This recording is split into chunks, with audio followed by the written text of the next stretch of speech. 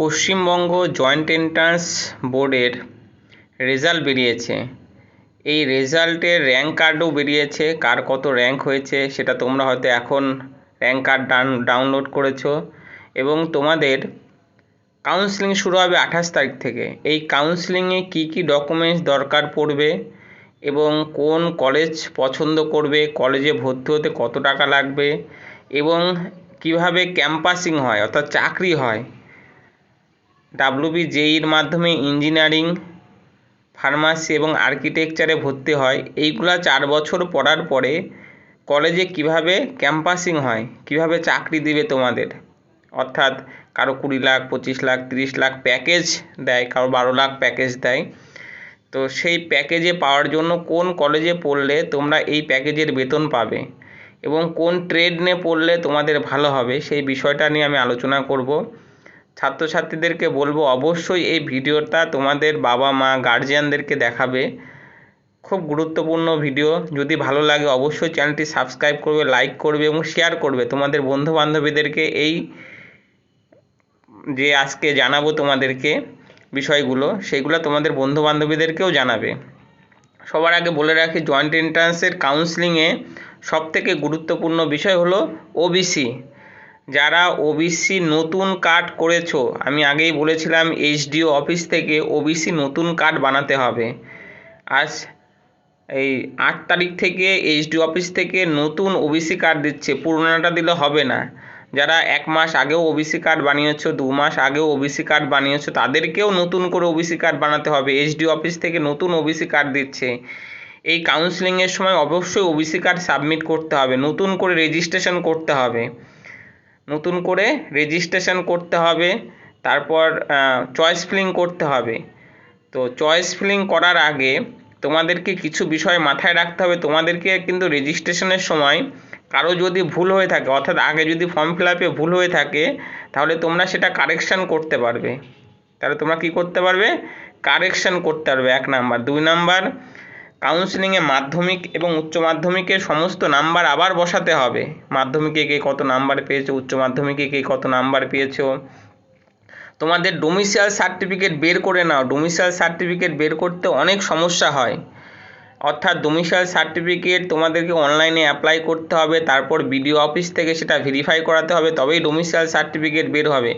Domicile certificate 10 বছরের তোমার বাসিন্দা হতে হবে পশ্চিমবঙ্গে, তবেই কিন্তু ডোমিসাইল সার্টিফিকেট বের হবে। তোমার বাবা মার ভোটার কার্ড, রেশন কার্ড বা তোমার আধার কার্ড দিয়ে অ্যাপ্লাই করতে হবে। অনেক ঝামেলা আছে যারা এখনও ডোমিসাইল বের করোনি।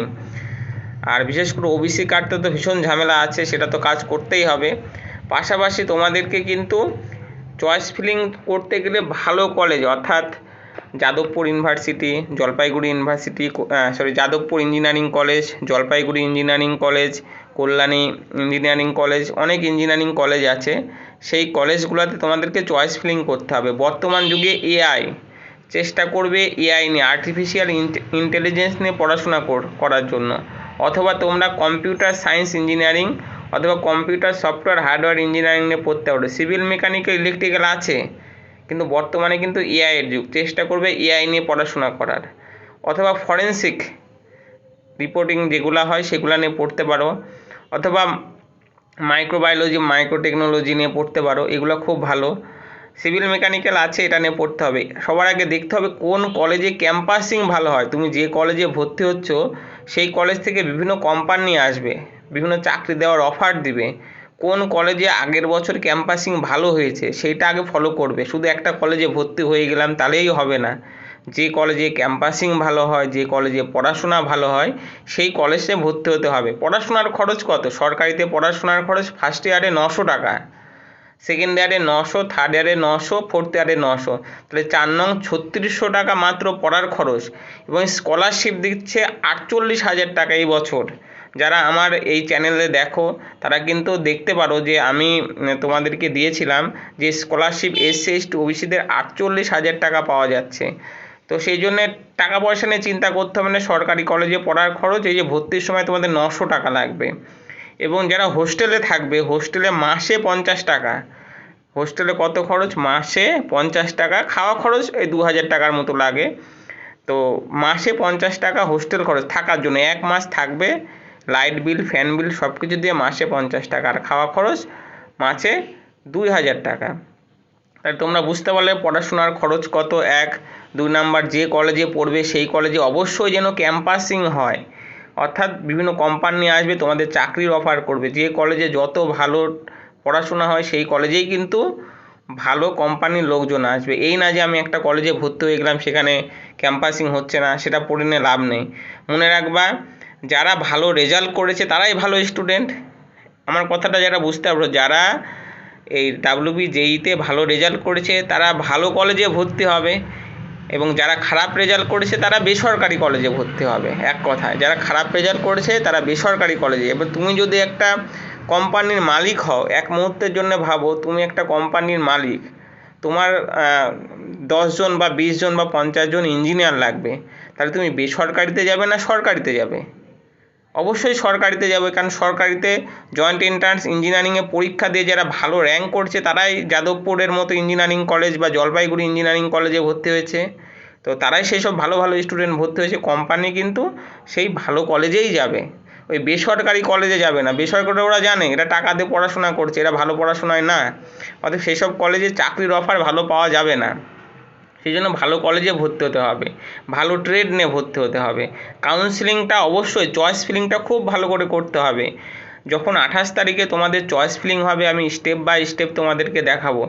যদি আমার এই যে কথাগুলো তোমাদের গার্জেনকে অবশ্যই শোনাবে যে বাবা যে কলেজে বা মা যে কলেজে ক্যাম্পাসিং ভালো হয় সেই কলেজে ভর্তি হতে হবে। শুধু বেসরকারি কলেজে ভর্তি হয়ে কোনো লাভ নেই, সেখানে কিন্তু কোম্পানি আসবে না, বারবার বলছি। কারণ বেসরকারি কলেজে তারাই ভর্তি হয় যারা কিন্তু জয়েন্ট এন্ট্রান্সে ভালো র্যাঙ্ক করতে পারেনি, তারা ভালো স্টুডেন্ট না।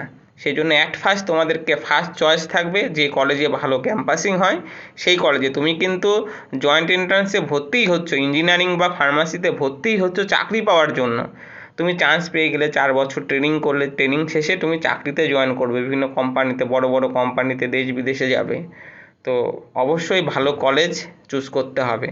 বেসরকারিতে যাওয়ার আগে বেসরকারিতে কিন্তু মিনিমাম 6 লাখ 7 লাখ টাকা খরচ আছে, আর গভর্নমেন্টে মাত্র 36,000 টাকা। বিশাল ফারাক, টাকার বিশাল ফারাক। এক কথায় আরও স্কলারশিপ 48,000 টাকা পাবে। সেই জন্য আমার এই তথ্য যদি ভালো লেগে থাকে চ্যানেলটি সাবস্ক্রাইব করো। পরবর্তীকালে কোন ট্রেড নিয়ে পড়লে ভালো হবে প্রত্যেকটা ট্রেড নিয়ে আলোচনা করব জয়েন্ট এন্ট্রান্সের, যারা চয়েস ফিলিং করবে। চ্যানেলটি সাবস্ক্রাইব করে রাখো, অনেক তথ্য পাবে। আশা করি ভালো লাগছে। সবাইকে ধন্যবাদ।